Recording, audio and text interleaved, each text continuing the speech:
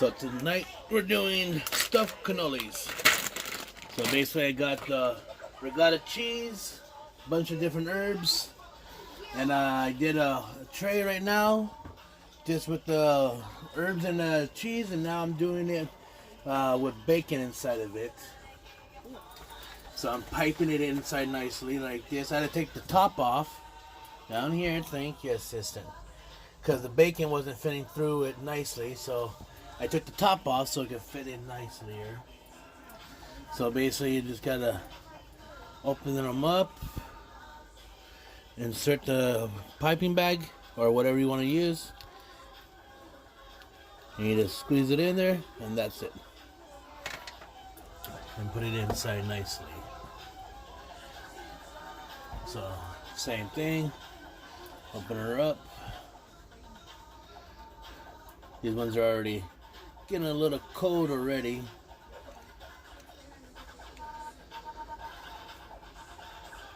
But I shut down those, put a little bit more oil on top of them. Fill them up. Trays fall them out. I'm gonna split that one over so I can fit another guy in there. There. Oh yeah. I'll go back if necessary to put any extras. But yeah, like I said, you can mix in beef with tomato sauce and all that good stuff to fill these up. Normally I do this with also spinach mixed into it. But we used the spinach for the lasagna the other day. So I was thinking about popping in some green beans, but couldn't find those. So just using what I have on hand. So since this was already ripped, what I'm going to do is just go like this. Still going to use it, follow through, and then just end up like this. And then just turn them pretty much right here. Alrighty. So now, bring it over here. I have the Alfredo sauce. Gonna put it over. Like I said, you can do this with ground beef and like spaghetti sauce basically. But tonight, everybody wanted Alfredo since we already had the tomato with the lasagna and all that stuff. So changing it all up. I got the mozzarella cheese and I'm going to top it off afterwards. Because some people said they had too much cheese from the lasagna. Since I actually had 4 cheese, I actually added Swiss cheese to the top of it. And then I top it off with more mozzarella. So it was actually Parmesan cheese, the regatta cheese, the mozzarella cheese, and Swiss cheese. So there's that one. And let's bring out the first tray. And there you go, right there. And then sprinkle it with some nice mozzarella cheese. So let me bring it out a tad bit.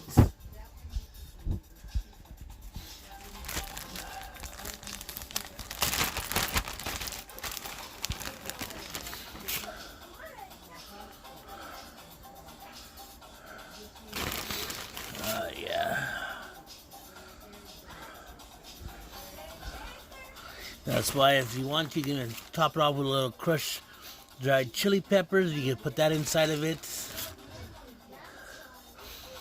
Making homemade Alfredo sauce is always fun and good too. But it takes, for me, having a big family, it takes more than just a little bit of heavy cream.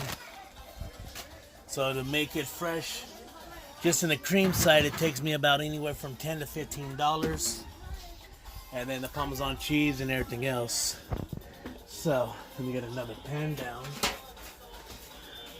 And so, but yeah, like I said, the best thing to do is make everything from scratch, but cutting corners, as long as you get good ingredients that you like to use and everything else.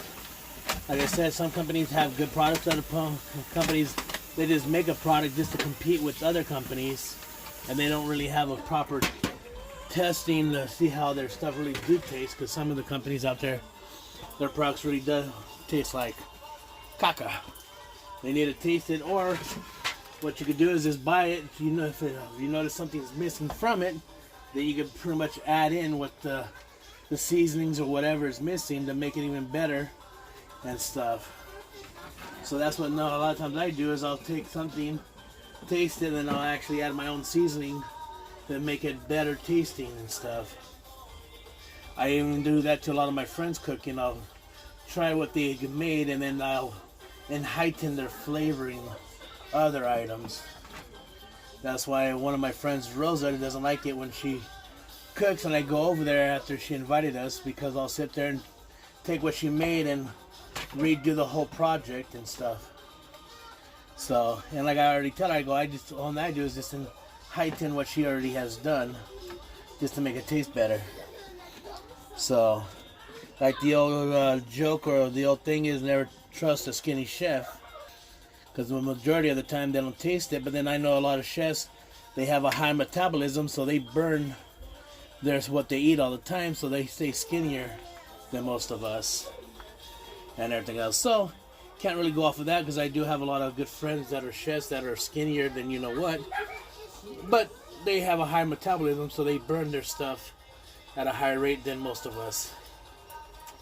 But like I always say, I still even say this saying, never trust a skinny chef unless you know them personally and you try their food and everything else. And you can see these pastas are already getting really cold. They're already going to different translucents. So, but yep, that one actually blew a pocket. So I'll fix that there. But yeah, so other than that, that's what we're having. I got grilled chicken. I'll show you guys that right now. Which I'm gonna basically top it off on top of these guys. Let me get this nicely. Look at that. Oh yeah. You see the different herbs. I got parsley. I even put cilantro in there, garlic, oregano. I have sweet basil, onion. Let's see. Did I miss anything else? I probably did, but pretty much, yeah. So, we finished. This one doesn't want to open. I'll just rip it.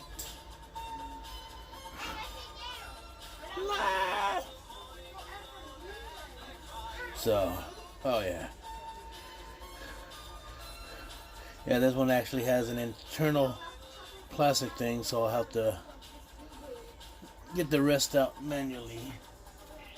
So, then over here, here's the chicken. Like I said, I have it sitting in its own juices. No fire on, so it's just basically, like I said, the glass is actually warm to touch. And then all I'm going to do is just take a little bit of this and just put it on top of each of those. And then probably hit it up with the extra mozzarella cheese, some Parmesan cheese or something like that. Or just ask them what they want or so. And then hit it up with a little extra parsley on top for show and tell for a garnish. So other than that, this is the pot I used to boil. Kind of looks a little funky-ish. But I put garlic, onion, salt. I put some different seasonings into the water, so it helps flavor the pasta as you cook it, because pasta is bland. When you boil pasta, you're supposed to salt the water and add oil.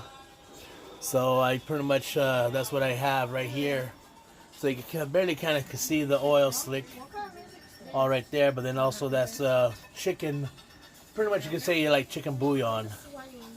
So I added in the chicken flavoring to the water. So pretty much you can even make this into a chicken soup if you wanted to.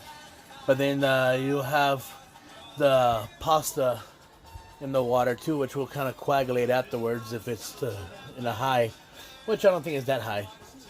So other than that, hope you guys enjoyed it. I know I'm going to enjoy eating it, especially with all that bacon. So take care, be safe. You already know what to do.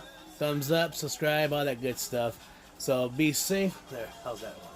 So be safe, have fun, and enjoy.